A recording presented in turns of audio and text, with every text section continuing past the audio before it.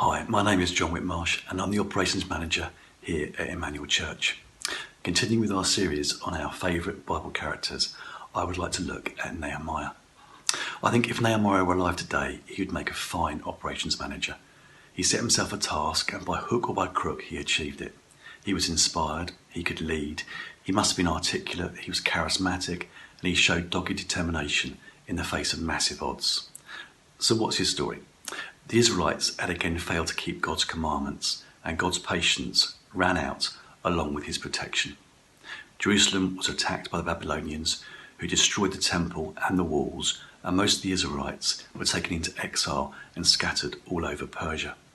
Nehemiah was in exile and an official serving in the Persian government, and as such had access to the king. He learns from his brother that Jerusalem and the former exiles who now lived there were in a bad way, and he was distraught. He decides he's going to sort this out.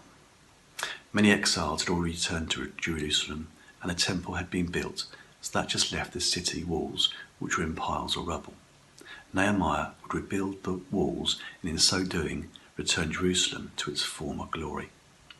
The thing I love about Nehemiah is once he composed himself, the first thing he does is fast and pray. He does not rush off to fix the problem, he prays. You can read this prayer in Nehemiah 1, verses 5 to 11. Having been buoyed by prayer, he does something incredibly brave. He asks the Babylonian king if he can be released to go back to Jerusalem to build the wall the Babylonians had knocked down in the first place. This is a king who has power over life and death. Catch him on a bad day, and it's curtains for you. Nehemiah's prayer is answered, and the king agrees to release him, and not only that, but to facilitate the build by providing materials and a guard. God over-delivers. Nehemiah arrives in Jerusalem and does build the wall.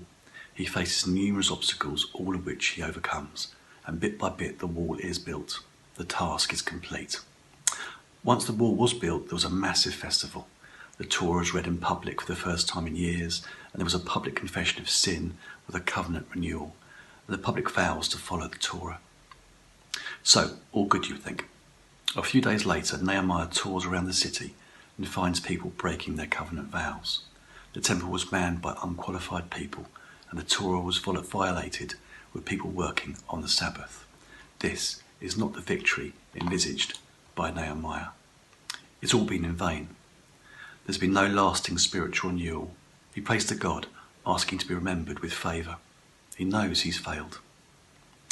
Nehemiah focused on the material, on building the wall. He wanted to see a spiritual renewal and thought that by building walls and throwing a party he would achieve it. Like Nehemiah, I overvalue the material. The real victory is achieved when people change their hearts, and Nehemiah missed this completely. I love Nehemiah's faith, his drive, his enthusiasm, and his very human quality of missing the point.